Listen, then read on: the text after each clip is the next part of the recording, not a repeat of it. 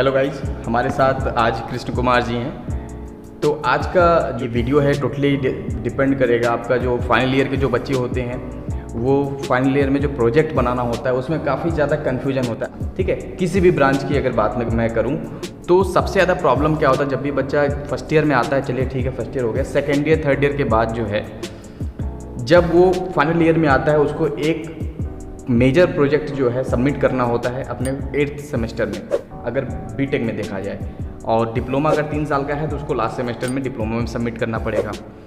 अगर प्रोजेक्ट की बात करें तो काफ़ी ज़्यादा बच्चे जो है वो डर जाते हैं इस बात को लेकर के कि आखिर वो करेंगे क्या इस प्रोजेक्ट में, मतलब उनको क्या करना होगा, किस तरीके से करना होगा, क्या स्ट्रेटजी उनको फॉलो करना होगा, उनका ग्रुप का फॉर्मेशन किस तरीके से होगा।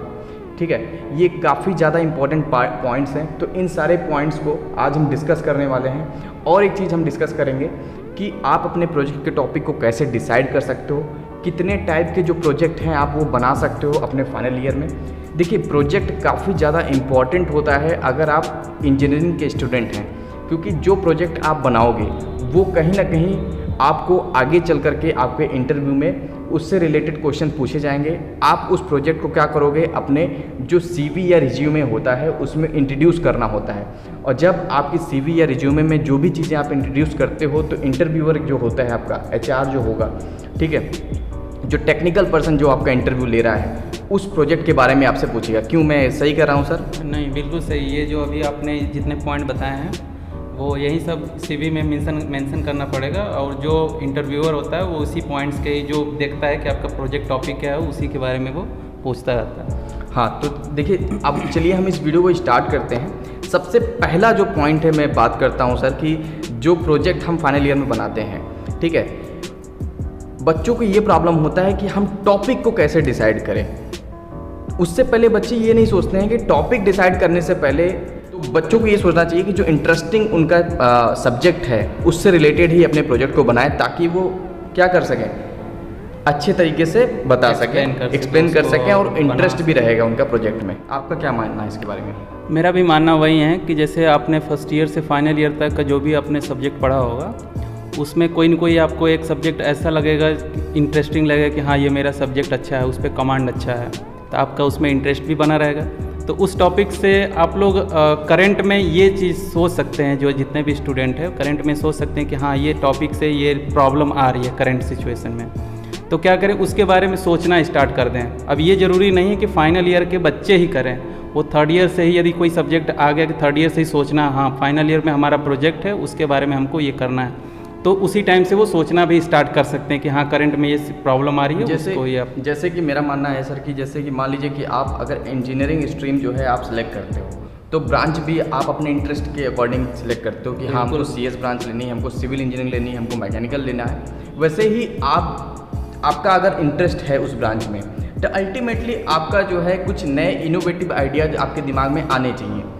मेरा ये मानना है अगर वो इनोवेटिव आइडियाज़ को आप प्रैक्टिकली, इंजीनियरिंग का मतलब इंजीनियरिंग और साइंस में जो डिफरेंस मेन होता है वो मेरा ये मानना है कि साइंस में आप चीज़ों को पढ़ते हो, बहुत अच्छे तरीके से पढ़ते हो, और इंजीनियरिंग क्या होता है, एक इंजीनियर उन चीज़ों को मतलब अप्लाइड करता है, ठीक है ना, प्रैक्टिकली अप्लाइड करता है और प्रैक्टिकली उन चीज़ों को देखता है और बनाता है। तो अगर आप इंजीनियरिंग के स्टूडेंट हैं तो आपको फर्स्ट ईयर से ही कुछ नए नए इनोवेटिव आइडियाज़ आने चाहिए। और जब भी आपके कॉलेज में कुछ इंजीनियरिंग से रिलेटेड या इनोवेशन से रिलेटेड आपके कुछ इवेंट्स होते हैं तो आपको उन इवेंट्स में ज़रूर पार्टिसिपेट करना चाहिए, जो कि आपको क्या करेगा, ट्रेंड करेगा आपके फाइनल ईयर प्रोजेक्ट आते आते तक। आप अगर फर्स्ट ईयर से सेकेंड ईयर थर्ड ईयर में आप कुछ माइनर प्रोजेक्ट्स पर काम करते हो, ठीक है, तो आपको क्या होगा कि फाइनल ईयर में आपको उतनी ज़्यादा प्रॉब्लम फेस नहीं करनी पड़ेगी, कॉन्फिडेंस बढ़ता जाएगा। आप क्या करोगे, आप मान लो सेकेंड ईयर में थर्ड ईयर में आपने प्रोजेक्ट बनाया, ठीक है, तो उसको आप क्या करोगे, जो भी एग्जामिनर है उसके सामने आप उसको प्रेजेंट करोगे। आपको सबसे पहली बात हो सकता है फर्स्ट ईयर में बहुत अच्छा प्रोजेक्ट आप ना बना पाएँ, सेकेंड ईयर में उससे अच्छा बनाओगे, थर्ड ईयर में और अच्छा बनाओगे, और फाइनल ईयर में जब आपका मेजर प्रोजेक्ट जिसका आपका नंबर जो है आपके उसमें ऐड होने वाला है फाइनल में, तो वो अच्छा बनेगा। बिल्कुल। इसके बारे में कोई आपको लगता है कि ये करने से कुछ इम्प्रूवमेंट होगा बच्चों में?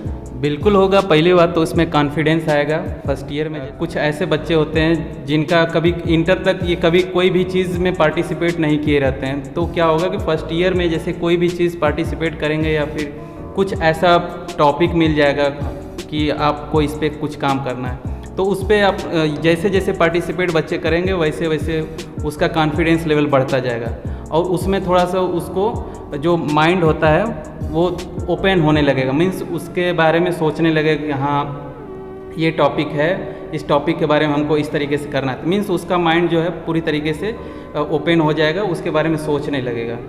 तो चलिए अब हम प्रोजेक्ट की टॉपिक के बारे में बात करते हैं कि बच्चा जो है फाइनल ईयर में आ गया, अब उसको क्या करना है, मेजर प्रोजेक्ट सबमिट करना है, टॉपिक नहीं डिसाइड कर पा रहा है।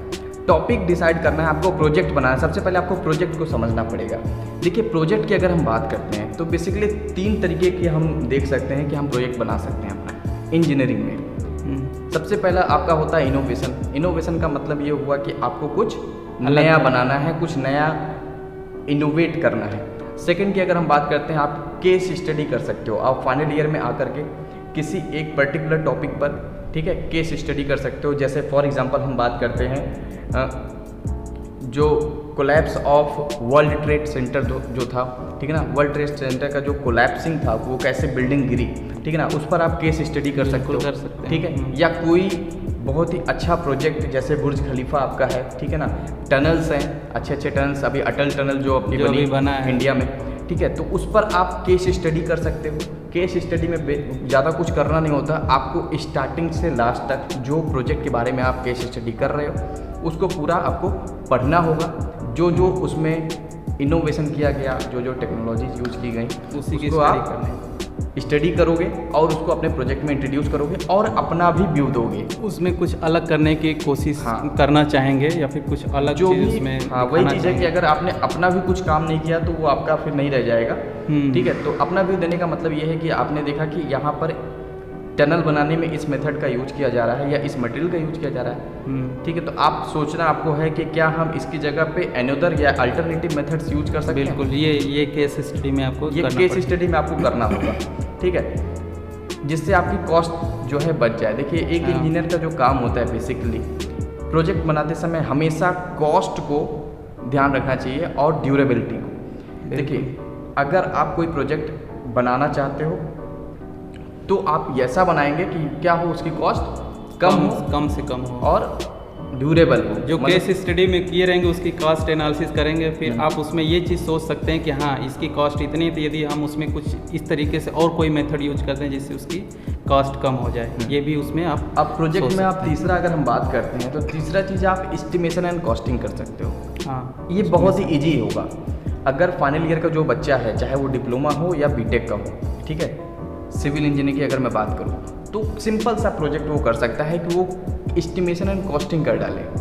एस्टिमेशन एंड कॉस्टिंग का मतलब ये है कि आपने मान लिया कि कोई मल्टी स्टोरेज बिल्डिंग है, उसका आप क्या करिए, पूरा का पूरा एस्टिमेशन निकाल करके दे दीजिए और कॉस्टिंग निकाल करके दे दीजिए। देखिए आजकल प्रोजेक्ट जो बन रहे हैं, मैंने देखा है कि बच्चे जो है सॉफ्टवेयर पर भी वर्क करते हैं। आप ऑटोकैड पर, ठीक है ना, स्टैड प्रो पर, ऐसे बहुत सारे रैबिट हैं, बहुत सारे ऐसे क्या कहते हैं सॉफ्टवेयर हैं जिस पर भी आप क्या कर सकते हो, प्रोजेक्ट बना सकते हो, ठीक है।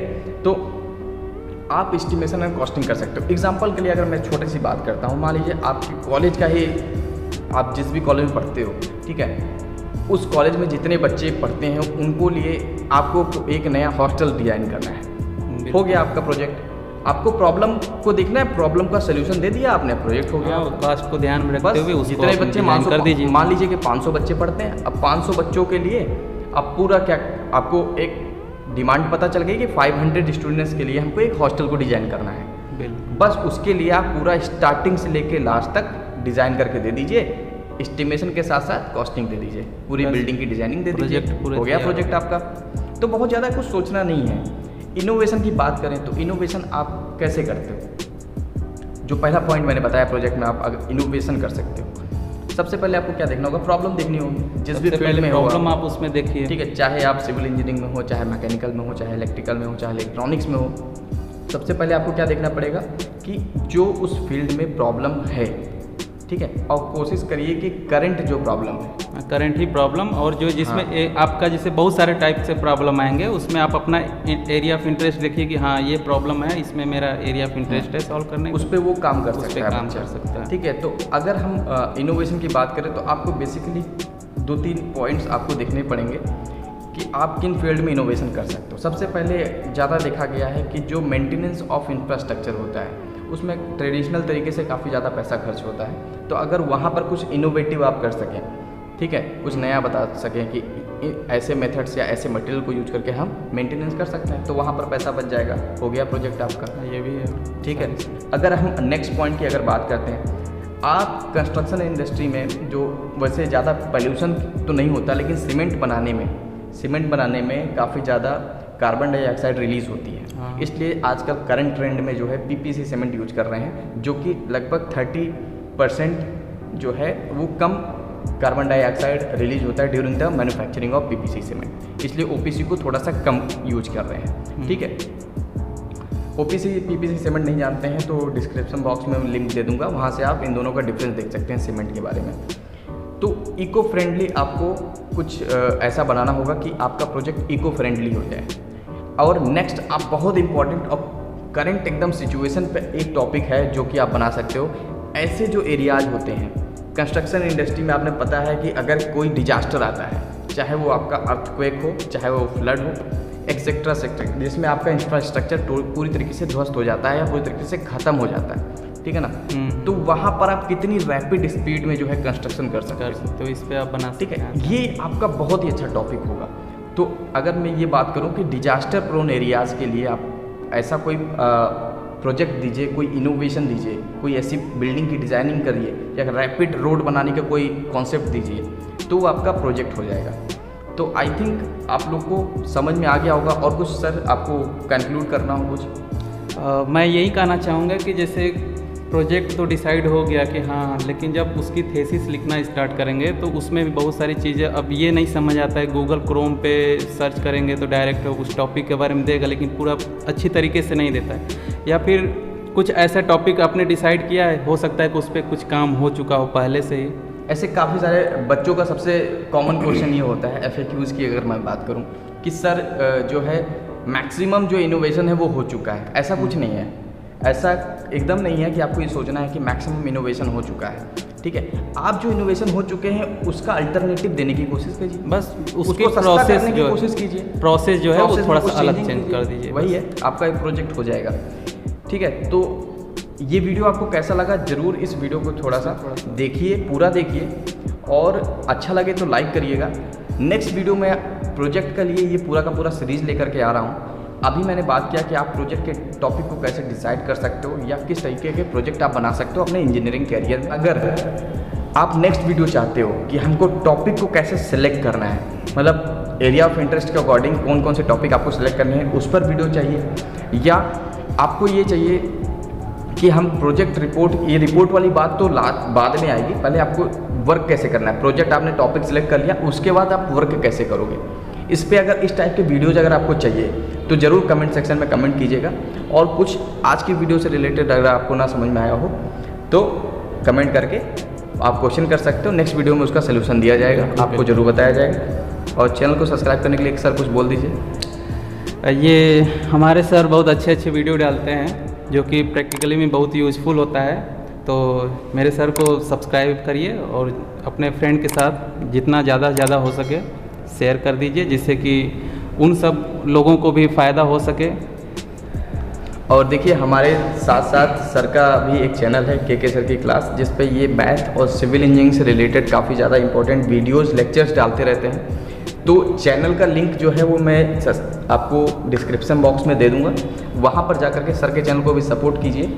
वीडियो अच्छी लगती है तो ज़रूर लाइक करिएगा। तो आज की वीडियो में बस इतना ही। Thanks for watching.